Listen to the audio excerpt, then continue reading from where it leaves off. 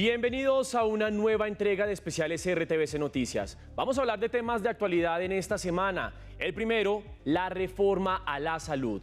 En diálogo con RTVC Noticias, el ministro de Salud, Guillermo Alfonso Jaramillo, le va a enviar un mensaje al Congreso. En el segundo segmento estaremos hablando del conflicto colombiano y cómo es posible volver a empezar. Bienvenidos.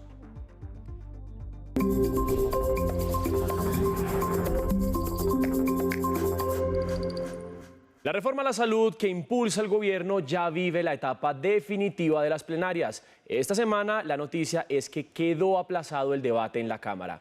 Nuestro director de RTVC Noticias, Jairo Patiño, habló con el ministro de Salud, les respondió las críticas a la CPS y les envió un mensaje a los congresistas.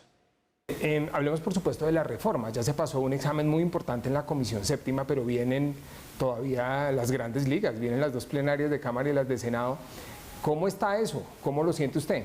Esto es como una pelea a 4 rounds, ¿no? Lógico que en el boxeo olímpico son 3 rounds, aquí nos toca 4. Y todos y cada uno son pasos que implican necesariamente el diálogo, el entendimiento, la posibilidad de consensuar y aspiramos a raíz de la profesionalidad, la sapiencia, lo que conocen el territorio, porque los parlamentarios conocen sus territorios. Creo que ellos una vez lean ya detenidamente lo que hemos logrado llevar y pasar a través de la comisión que hizo un análisis muy detallado y minucioso de la reforma, yo creo que vamos a tener la posibilidad de que en plenaria, tanto de Cámara como en el Senado de la República, en la Comisión Séptima de Senado y en la plenaria, nuestros parlamentarios entiendan, como lo van a entender, porque conocen el territorio, porque conocen a Colombia, la necesidad de esta reforma. Esto está avanzando sin coalición, porque de hecho fue anunciado por el presidente de la República, la coalición se rompió precisamente en uno de estos debates. ¿Cómo están aquí estas cargas o cómo está funcionando eso para que la gente se ubique? Porque los partidos están en independencia, ¿o qué? No, está avanzando por consenso. Ah, ok. Usted puede tener partidos de gobierno, partidos independientes y partidos de oposición, pero cuando usted tiene a la U y a los conservadores independientes, quiere decir que están dispuestos a apoyar lo que consideren bueno, adecuado y oportuno para el país. Y a eso estamos recurriendo.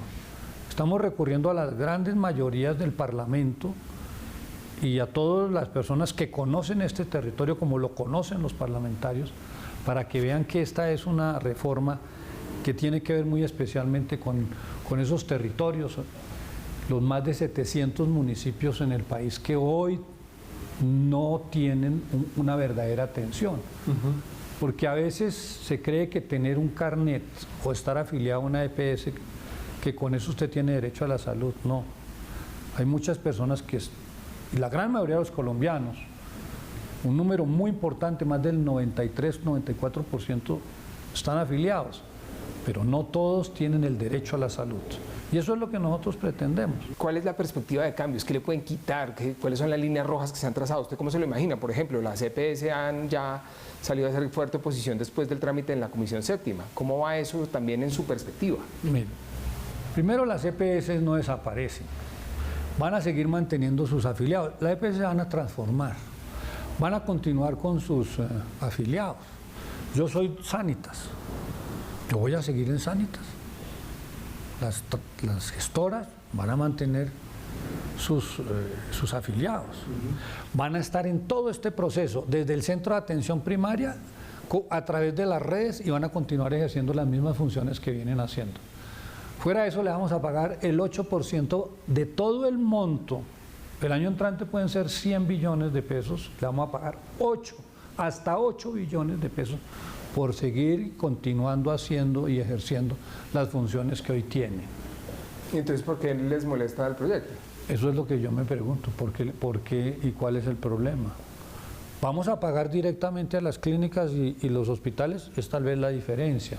¿Por qué? Porque las EPS se han demorado o a veces han dejado de pagarle a las clínicas y a los hospitales, inclusive a sus mismas clínicas. necesitamos entonces esas EPS que estén trabajando.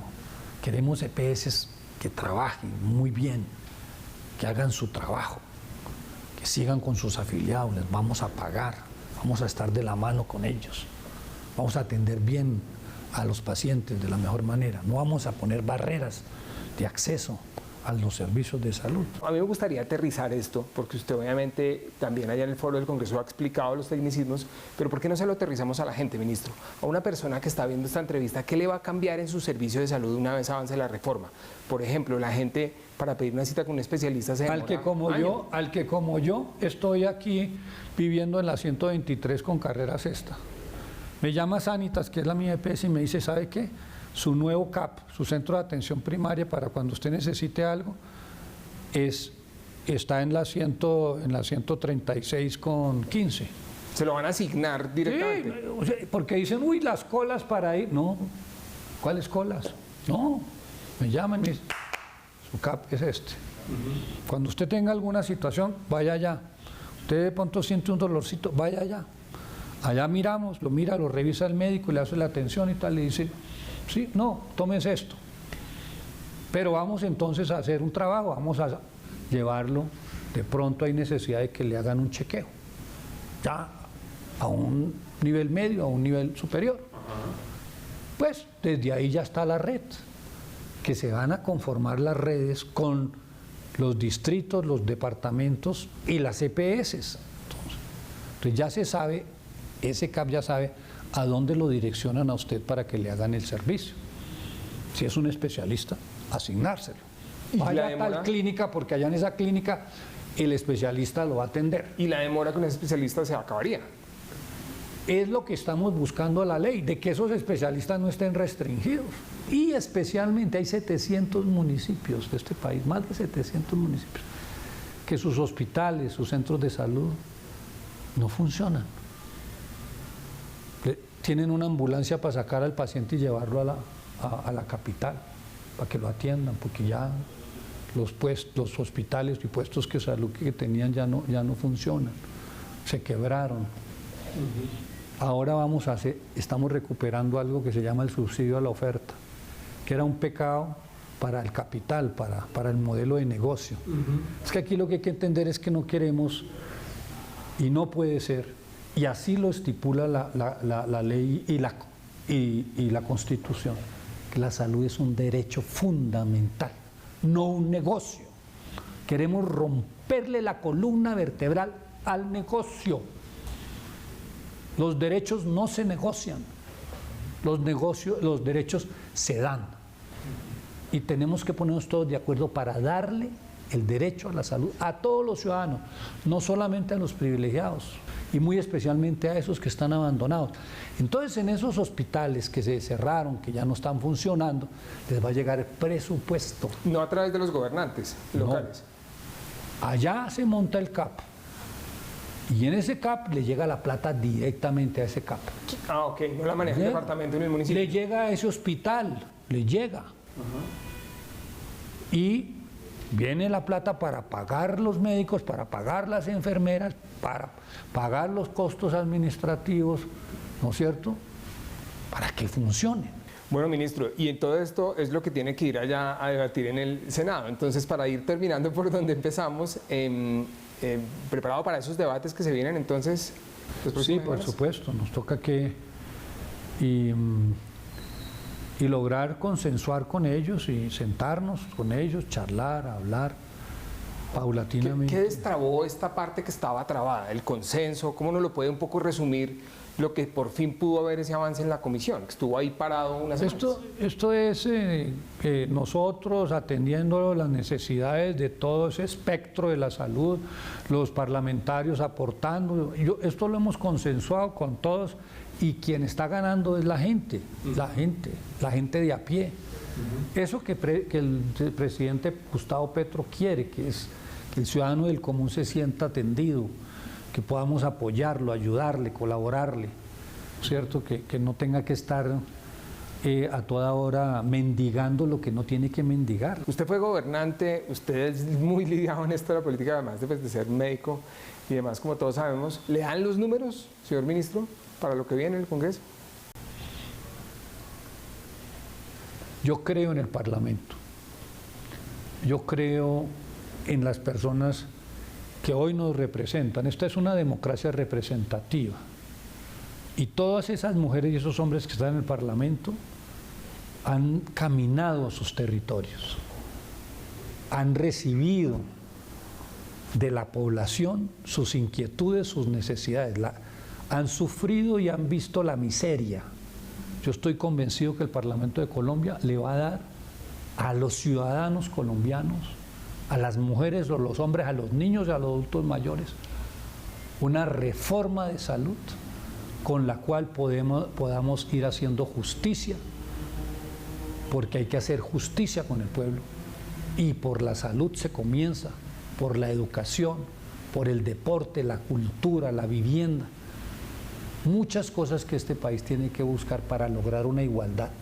La paz total no es solamente que cesen los fusiles, es que podamos lograr un país más equitativo y justo, que haya bienestar para todas y todos nosotros los colombianos. Y eso es lo que nosotros pretendemos. Estoy seguro que el Congreso nos va a dar la posibilidad de tener la mejor reforma para un sistema que logre solucionar los problemas que tiene y continúe construyendo sobre lo construido. Vale. Muchas gracias, señor ministro. Muy amable a ustedes, muy agradecido. Muchas gracias.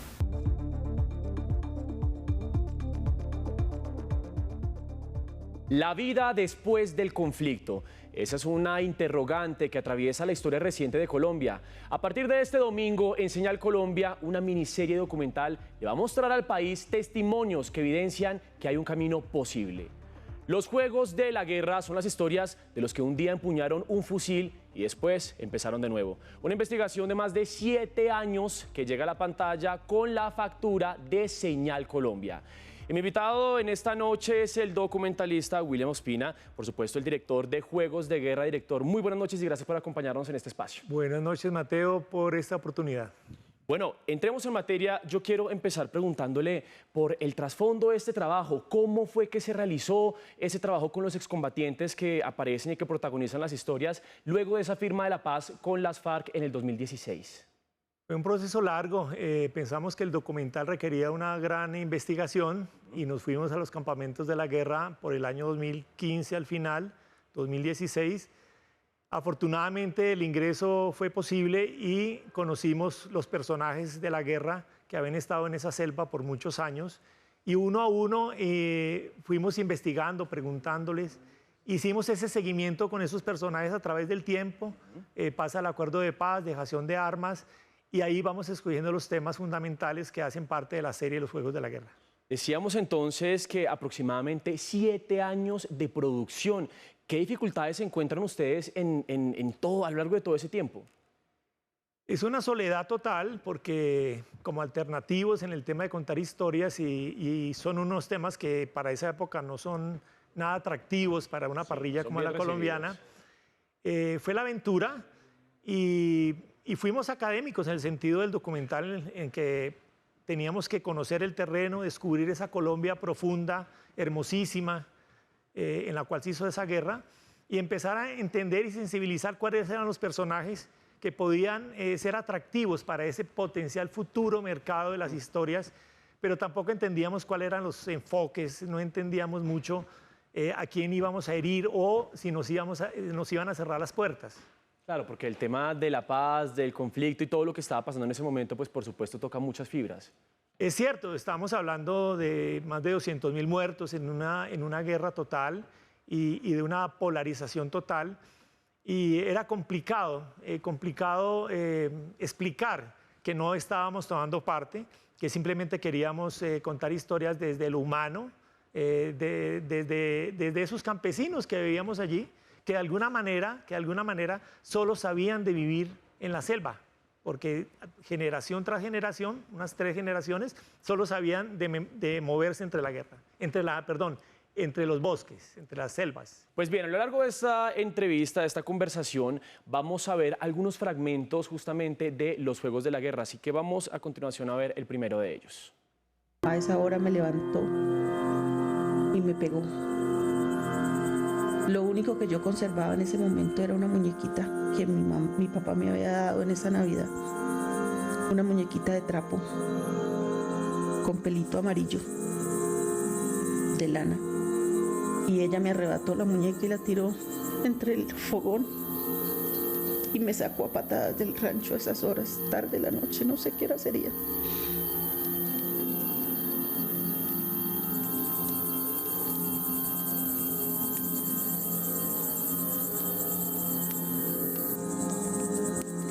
Yo estaba con la carita reventada de las palmadas que me había dado esa señora, tenía las piernas llenas de moretones.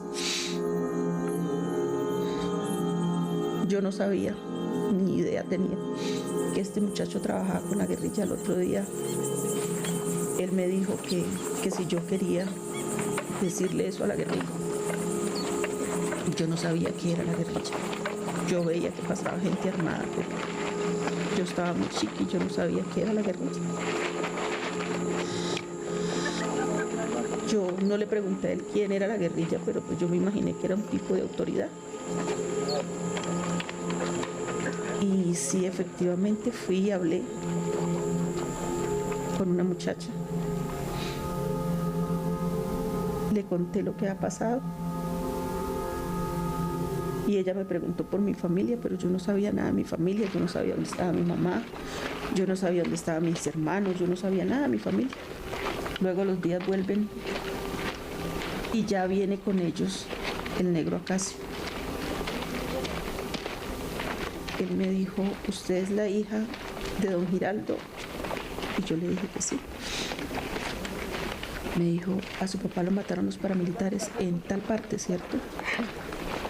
Y yo le dije sí.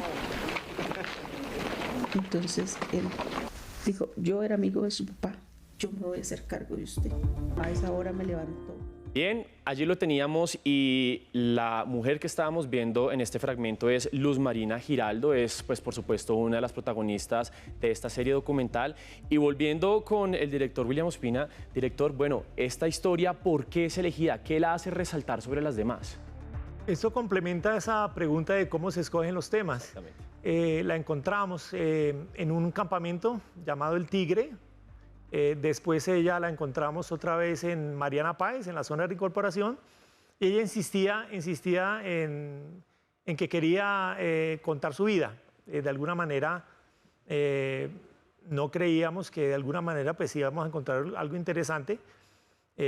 Estábamos algo fatigados porque eran muchas las entrevistas que habíamos hecho y a lo último la abordamos, pero ella siempre andaba con un libro debajo pues, del brazo y empezamos la entrevista con ella y lo primero que hace es leer unos cuentos y unos poemas que ella había escrito en la cárcel. Pasaron 6, 7 años y en esos 6, 7 años con ella me fue contando la historia de su vida en desorden, por momenticos, hasta que logramos hilar que cuando salió de la cárcel tenía que cruzar 7 puertas y yo dije, mientras tenía que cruzar las 7 puertas, era el documental.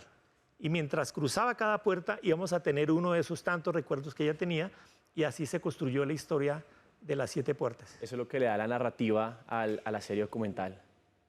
Bien, y volviendo justamente a hablar sobre algo que mencionamos muy por encima, esta historia, por supuesto, tiene seguimiento a esos personajes, ya lo mencionaba usted en el caso de Luz Marina. ¿Eso estaba planeado? ¿Se fue dando? ¿Cómo fue esto? La acción documental requiere procesos de cambio, de giros, de que la vida le genera al documental esa posibilidad de lo inesperado, que es lo que uno tanto desea en las historias, los giros. Y sabíamos que unos personajes que estaban en una guerra y hacían un acuerdo de paz como en Colombia, seguro que iban a tener giros en sus vidas y entendíamos que teníamos que dedicarle unos años al seguimiento de esos personajes, que de alguna manera algunos no pudieron ser continuados porque fueron asesinados, por ejemplo, y otros se perdieron porque viajaron o se reintegraron, por ejemplo, a las disidencias.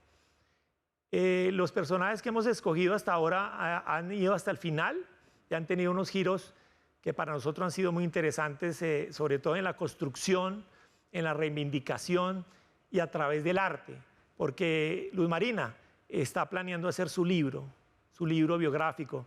Sandra, que es otro episodio, la fotógrafa de mariposas, de alas transparentes. Ella desea hacer su exposición de miles de fotos que hizo durante la guerra. Hay una bailarina por ahí de ballet clásico, hay chicos que me han enviado excombatientes sus libros, sus escritos, sus cartas. Y me parece que el arte y la cultura es otra arma fundamental que si las cambian por las balas, yo creo que es mejor para nuestro país. Y aparecen en esas historias, usted lo está mencionando, la escritora, tenemos la fotógrafa, la bailarina, en fin. Exacto, esa es la idea de esos giros y la posibilidad de la cultura como un instrumento de transformación y cómo redimirse sin negar que la JEP y la justicia debe hacer su trabajo, pero sí creo que hay otras posibilidades además de la guerra. Sí. Director, vamos a ver otro de esos personajes, otro de esos fragmentos de los Juegos de la Guerra, así que vamos a ver. Tomábamos fotos, muchos rollos se dañaron porque no había forma de enviarlos a que les hicieran revelado. Y vuelvo a retomar la etapa de la fotografía en el Caguán. De ahí que entonces empiezo a detallar la naturaleza, a tomarle fotos a las orquídeas, a tomarle fotos a los hongos, a tomarle fotos a las mariposas. Entonces yo le decía, bueno, y me decía, ¿para qué toma estas fotos? Digo, bueno, pues no, quiero tomarle fotos, pero para que se moleste, camarada, no. Entonces incluso le decía, no ve que la humedad me va a dañar la cámara si no la uso. Entonces inicié tomándole fotos a las flores que me encontraba.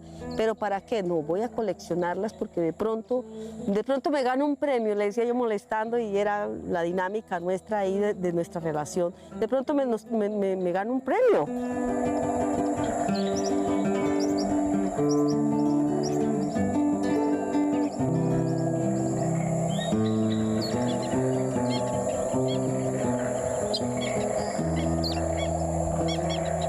Esta fotografía es hecha en el año 2002, 2003, 2002, en la selva, cruzando las sabanas del Yarí y entra la selva, y es la espiga de una palma. La gente me llamó la atención porque yo veía era como los crespos de una compañera, de un compañero afro, pero que eran los crespos monos. Y ve ahí esa fotografía. Y estas son las pepitas que me encontré dentro de un tarrito. Son pepitas de palma, son frutos de palma.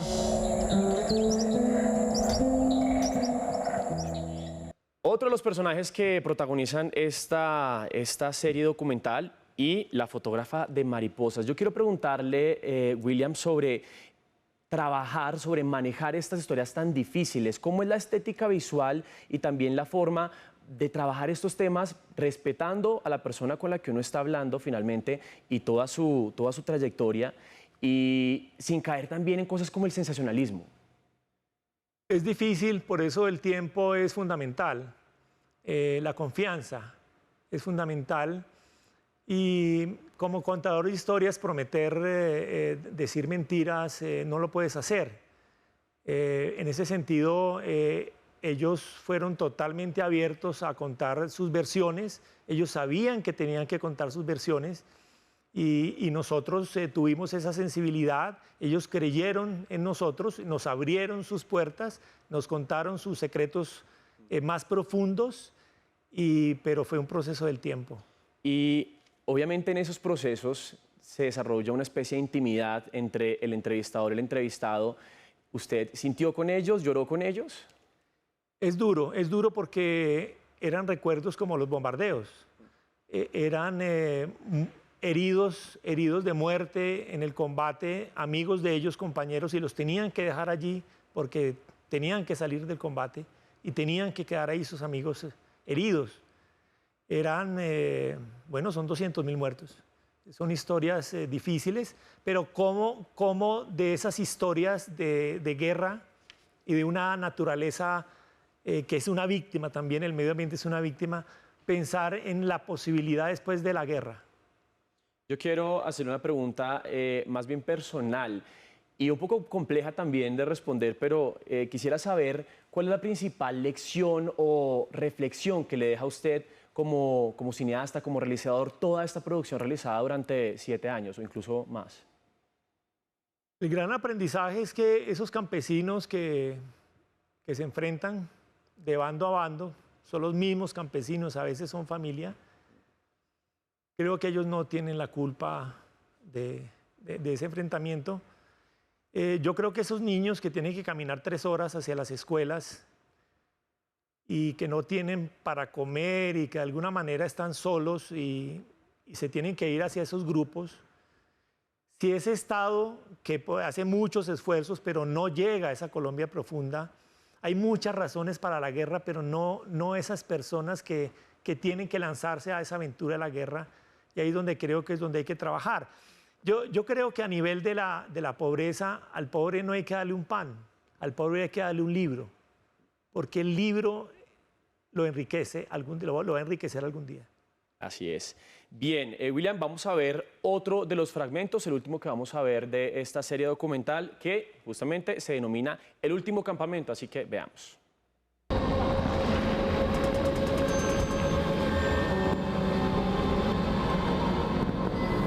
Y sí llegamos a partes donde el padre tenía un poco de niños y no tenía para darles ni comida ni para comprarles los útiles para que fuera a estudiar, y decía más bien que se iba con nosotros.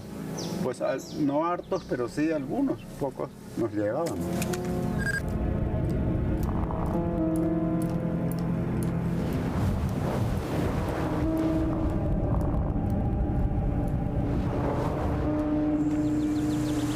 Entre los años 2015 y 2016 en Colombia se hablaba de un acuerdo de paz muy cercano entre la guerrilla de las FARC y el gobierno colombiano, por lo que decidimos ir a los campamentos de la guerra, buscando historias.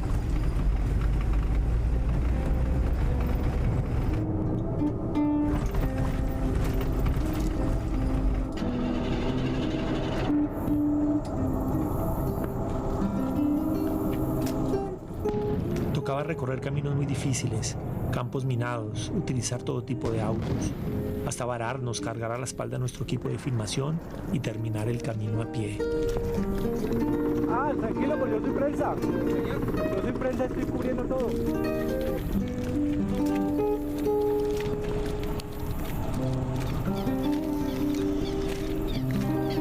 Y fue así como llegamos al último campamento de las FAREP. Pronto tendrían que dejar sus armas y abandonar sus cambuches guerrilleros entre ríos, selvas y montañas. El último campamento fue la idea inicial de la serie. Cuando llegamos a esos campamentos les preguntamos, porque estaba cerca el acuerdo de paz, les preguntamos, bueno, ¿este es el último campamento de las FARC? Y dijeron, no, para nosotros no es el último campamento. Quizás hagamos campamentos de la paz, sin armas, pero siempre vamos a hacer un campamento. Bien, William, ya para empezar a cerrar, bueno, luego de este trabajo de 7 años aproximadamente, ¿qué viene ahora para usted? Las historias de la guerra en Colombia de estos 50, 60 años son muchas y tenemos la tarea de seguir contándolas. Y hay mucho trabajo. Hay mucho trabajo. Hay mucho trabajo. Y seguir puliendo y creciendo esa narrativa de manera que ojalá sea una visibilización más de la paz que no de la acción de la guerra. Bien, pues ustedes ya lo saben, queridos televidentes, podrán estar disfrutando esta serie documental aquí en la programación de Señal Colombia. William Ospina, director, realizador, gracias por estar con nosotros aquí en esta noche y pues contarnos todo lo que hay detrás de este maravilloso proyecto. Mateo, gracias por esta oportunidad y los invito a que miren y vean la serie Los Juegos de la Guerra. Y así será. Y hasta aquí especiales RTVC Noticias. Nosotros, por supuesto, nos volvemos a ver el próximo domingo a las 9:30 de la noche. Así que hasta entonces y gracias por acompañarnos.